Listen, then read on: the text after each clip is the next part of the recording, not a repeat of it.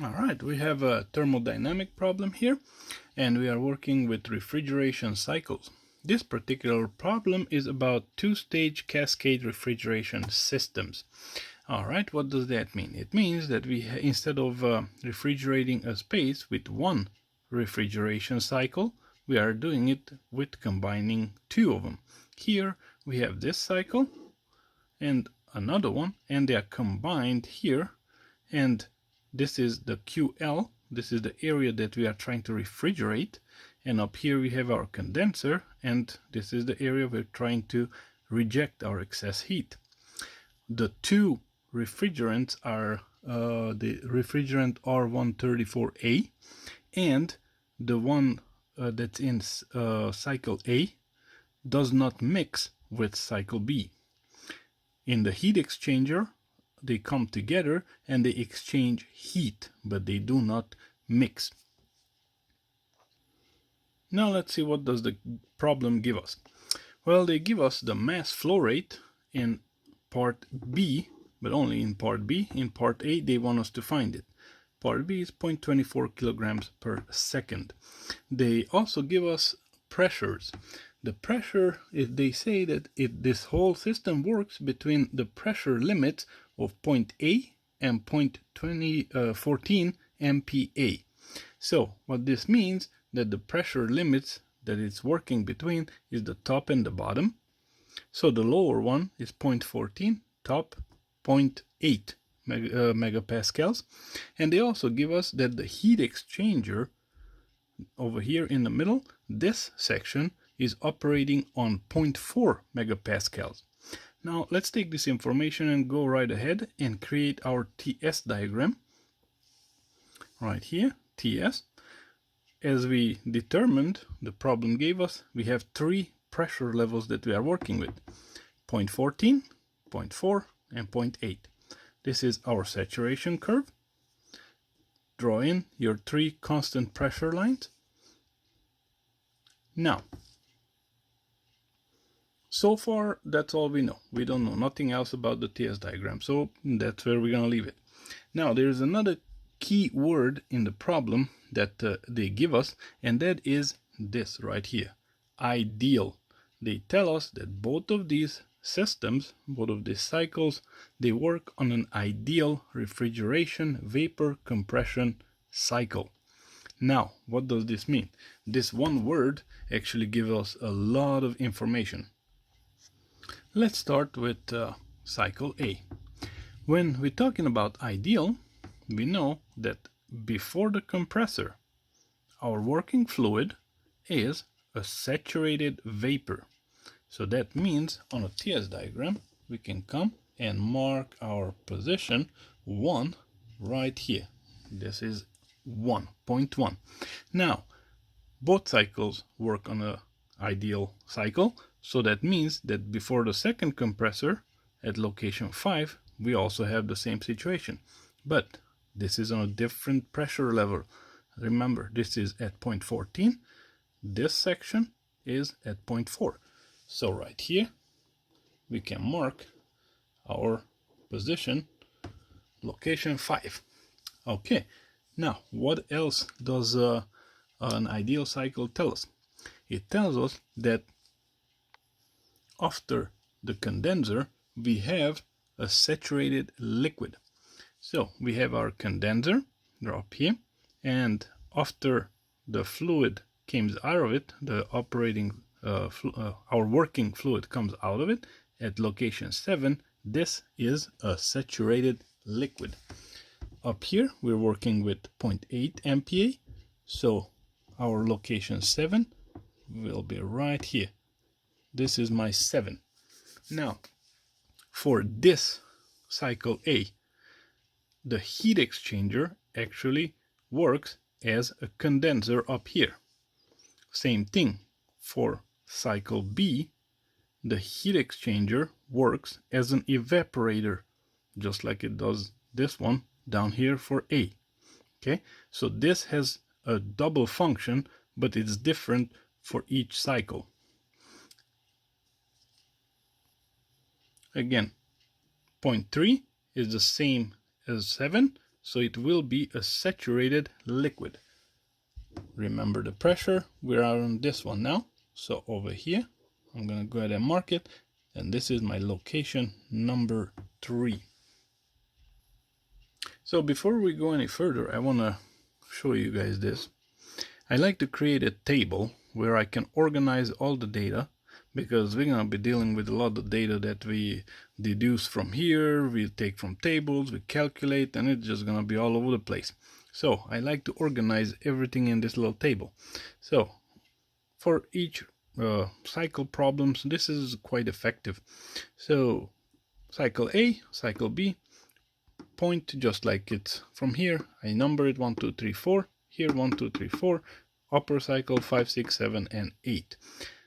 Down here, I like to mention each state: pressure, temperature, H and S, enthalpy, entropy.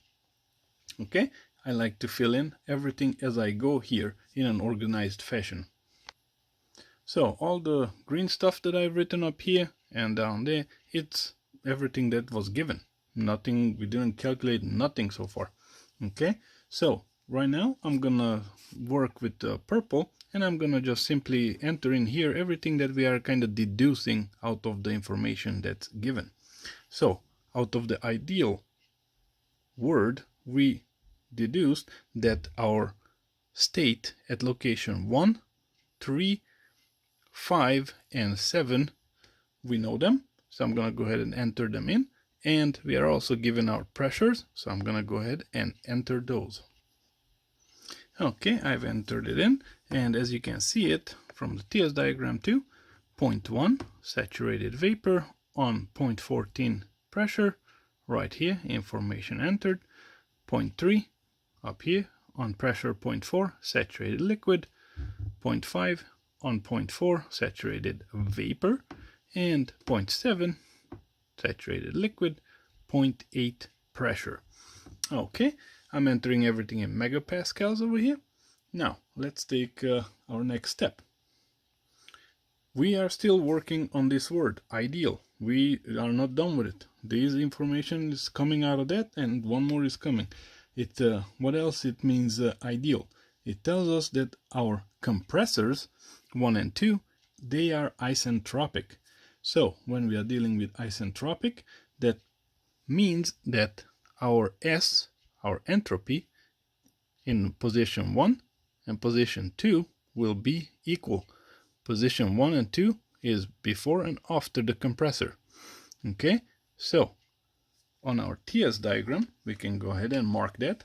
An isentropic activity means that whatever happens from 1 to 2, S will stay the same. So that means we are going straight up vertically. So from position 1, point 1, I'm gonna go up as vertically as I can and mark my location 2 right here. This is point 2. Now, this was cycle 1, cycle 2 up here. Before the compressor we are at 5, after it we are at 6. Again, isentropic. S will not change, so vertical line. We are going straight up. And up here, we're gonna have 0.6. There you go. We entered these two. And on my table, I also like to make a little note so I won't forget it once I calculate it, that 1 and 2 is equal, and also 5 and 6 on the S line is equal. All right. Now let's take a look at what did these two lines tell us. Now, this is our saturation curve, right? Our saturation line. And we need to know that what's on this side, what's in the middle, and what's on the right side. Compressed liquid mixture, saturated liquid vapor mixture in the middle. And on this side, we are dealing with superheated vapor. Now, if we take a look at our 0.2, 0.6, they are clearly in the superheated vapor region. So therefore, we found our next state for 0.2 and 0.6. I'm gonna mark it over here, superheated vapor. I'm gonna just abbreviate because I don't have enough room. And number 6, also superheated vapor. There you go. Now, our 0.2 superheated vapor is on the 0.4 MPa pressure line, so you can go ahead and enter that too. Our 0.6 is on the 0.8 pressure line, so we can go and enter that too. Let me put another 0 there. Okay. Okay, and now we came to our last device in our cycles, and that is the expansion valves. Right here. Now, the number one thing that should pop in your head when we're talking about the expansion valve is that enthalpy on both sides is the same. So for here, enthalpy on 0.7 and 0.8 before and after the expansion valve is equal. Same here. H3 equals H4. And I like to go right here on my little table and make this evident, so when I calculate stuff I won't forget it. So what did I say? 3 and 4, there you go, equals 7 and 8. 7 and 8 is equal. So when I find 1, I can automatically plug in our next value. Okay, so let's mark what happens to our working fluid at these points. So from our superheated vapor at 6, it gets cooled through the condenser, and at 0.7 right here after it, it is a saturated liquid. Now our expansion valve is gonna turn this saturated liquid, and I'm gonna mark it here, into a mixture right here. I'm gonna mark my 0.8. And this is not a straight line, this is a curve. It's not a linear relationship, okay? So from 7 to 8, a curve nicely down here to our 0.8, which will be a mixture. It's a saturated vapor liquid mixture. Now, same thing, we have 2 cycles. So from 0.3, from our saturated liquid, we're gonna come down over here and mark our mixture status at 0.4. All right, now let's mark clearly which cycle does what. So at 0.1, our lower cycle A starts, goes up to superheated vapor, then it comes down all the way to number 3, from 3 to 4, and from 4 it nicely goes back to 1. Okay, for the upper cycle, starts at 5, goes up to 6, comes down to nicely 7, to 8, and to number 5. Now, because over here they practically overlap, we can't really tell the difference, so I like to kind of put another color or something that's gonna help us differentiate between the 2 levels. So the upper level is only from here to here. I don't think I picked the right color, green and blue, they're pretty close, but you can tell the upper cycle. There you go, I mixed in a little pink. So the upper cycle, the green one, is in this region, come down to the same pressure level here, and this one, the red one, is down here. So this is my A cycle, and the upper one is my B cycle. Now I'm gonna go ahead and mark my state over here, mixture and mixture. We know our pressure levels over here. We are working on this down here between 4 and 1, so this is at 0.14. Up here, cycle B is on 0.4. Now this table is kind of like just to keep everything nicely organized, but a lot of things probably you will not fill out, because I like to make this table for all kinds of problems. So, but in some problems they don't give us the pressures, they give us temperatures, or they vary what they want to give us. So in this problem we have all the pressures given, no temperature. So if you don't enter anything in the temperatures, because we don't really gonna need it. And there's gonna other stuff that we can skip because we don't need it. If you want, enter it in, it's just gonna look prettier. Finally, we are done with all the stuff that they gave us and what we deduced from it. Now we're gonna start looking for data that we can find from all this. Okay, now we're gonna take a look what can we calculate or find. Actually, we're not calculating it. The state postulate, as we can remember, tells us that if we know two things about a material or fluid or whatever we're working with, we can determine its state. We can find the other properties. So let's see location 1 down here. We know that it's a saturated vapor and we know the pressure. Well, this is good enough for us where we can go to our tables and look for some other information. Well, I don't know if the tables are in books are copyrighted or not, so I'm gonna just give you a sample here, and we all should know how to use tables by now. So we are given saturated vapor and pressure, so we're gonna go to the saturated table of our working fluid. We're gonna pick the pressure table. First column, we are given all the pressures. We are working at location 1, remember, with 0.14 MPa. In this table that I'm working with, they're giving kilopascals, not megapascals, so make sure you pay attention. So 0.14 megapascals for me is 140 kilopascals here. From here, we can nicely go along all our properties that are in the table, and we pick the one that we need. Here we're gonna be working with the saturated vapor, and we need enthalpy and entropy. So enthalpy for our saturated vapor is gonna be right here, Hg. So 239.19 from the table. Also we need our enthalpy, entropy and enthalpy. So our Sg, our other value, is 0.94467. These two. Be careful, don't put the HF and the SF, which are for saturated liquid. So we're working right now saturated vapor. There you go. I plugged in our values that we found, and right away we can see the mark that we made over here for ourselves, that S, our entropy, at this location 1 equals 2. So right away fill it in so we don't forget.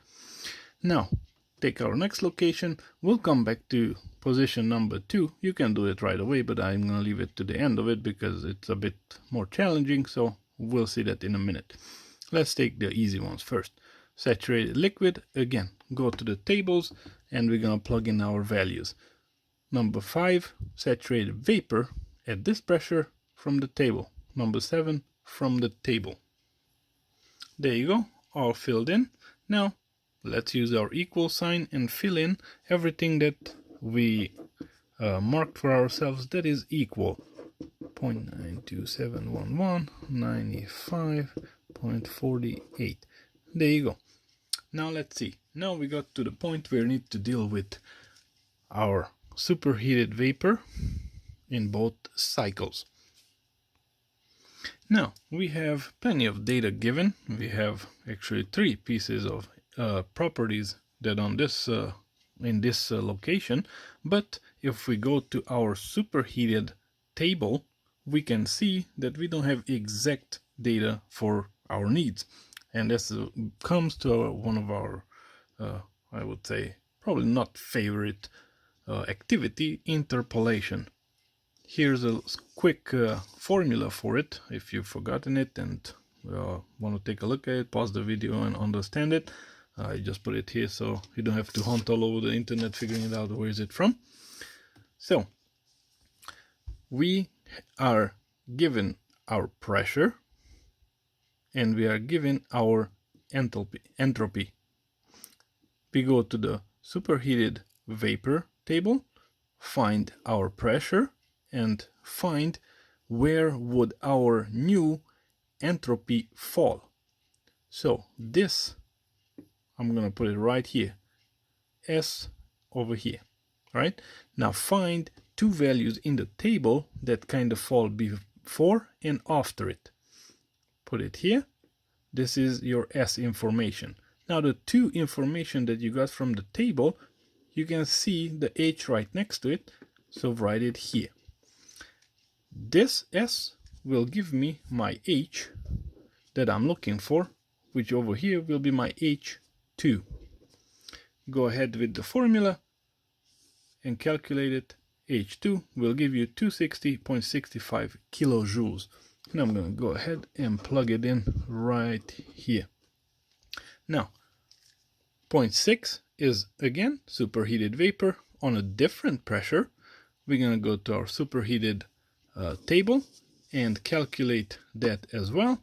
The same way, find the pressure, find your S, 0.92711, see which two numbers does it fall between. Right up this side, you know the enthalpy for these two, plug it in, and this will give me over here H number 6. Use the formula, H6 equals 269.99.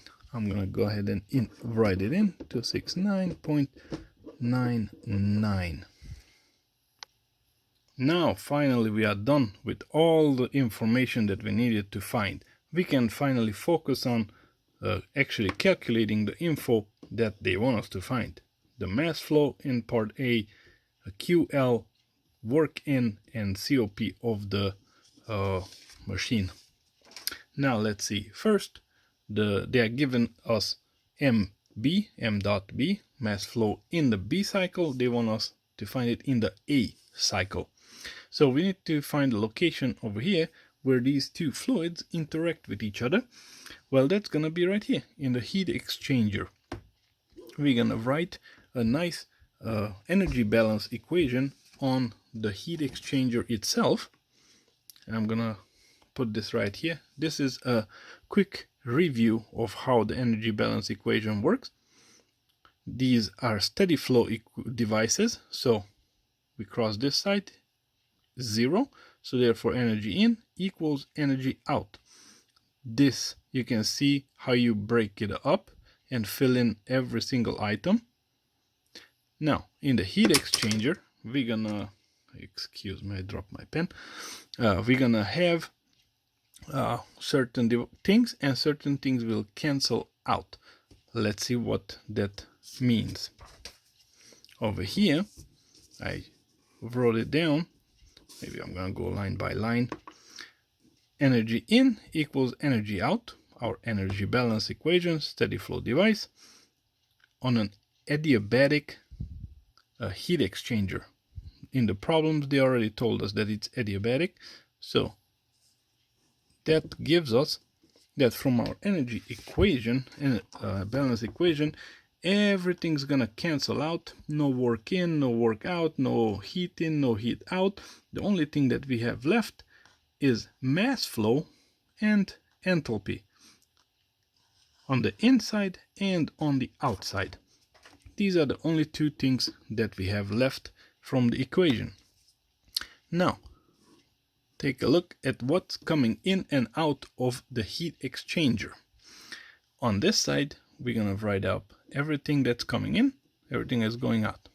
This cycle is going this way, counterclockwise rotation.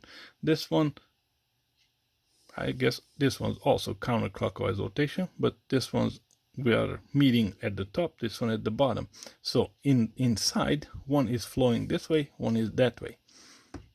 On cycle A, 2 is coming in, so mass flow A times H2 plus, what else is coming in? It's coming in from the upper cycle, mass flow from the B cycle with H8. Now what's going out? On the A side, we have whatever came in here mixed around, Now we have it coming out here, MA, A cycle, coming out with an H3. Up here, fluid came in, and it's coming out, mass cycle, mass from cycle B, and H5. Okay, now we're gonna take this, we're gonna simplify that out, collect like terms, m dot A, m dot B, and from here, very simply, we can find our mass flow in cycle A, which gives us a value 0.195 kilograms per second. All right, we found our information for part A. Now, part B. They want us to find QL, which is over here, down here on the evaporator, all the heat that it is removing from the refrigerated space. This is inside, let's say, the refrigerator, right? And this is outside. So we're taking heat from inside the refrigerator and throwing it outside of it. So QL is what they want us to find. So for that, again, our energy balance equation, we're gonna write it up, but this time on the evaporator. Our system will be the evaporator itself. Cross out every term that doesn't apply. So we're gonna have left QL dot equals m dot in cycle A. Be careful which cycle you use. The A cycle is the one that is dealing with QL times H1 minus H4. If you take your energy balance and cross out everything you don't need, you will get to this line right here. Plug in all our values from the table that we have found, and we are able to find our value of 34.25 kilowatts. Now, in part B, they also want us to find our work in for our compressors. Now, in this case, one thing that we need to make sure that we don't forget is that we have two compressors. So work in is for both of these. One's for this, one's for this. So we're gonna write up again energy balance equation on the compressors. One at one time, the other one at another time. So basically 2 times we write it up. Don't forget, work in total equals work in for 1 plus work in for 2. After you cancel everything out, these are the 2 equations that you have left. For work in 1, mass flow in 1 times H2 minus H1. For the second one, mass flow B times H6 minus H5. Now take all the values from our table that we found, plug them in, and we are able to find our final answer for this. Work in total 7.64 kilowatts. Now, our final part is the COP, coefficient of performance for the refrigerator. Formula is QL over work in. The only thing you need to remember here that your work in is work in total for both compressors. So QL over work in, this will give us a nice value of 4.48. There you go. And one thing, a final note on this problem, Cascade system is producing a number here that is much better, or at least better, than if we would have considered refrigerating this space between the same 2 pressure points with only 1 cycle, not broken up into 2 cycles like this. If you want, go ahead, do the problem, and you will see that breaking it up into a cascade system gave you a better efficiency than it would do by doing just 1 cycle on a TS diagram, basically going from here, taking your compressor all the way up here and back down this way.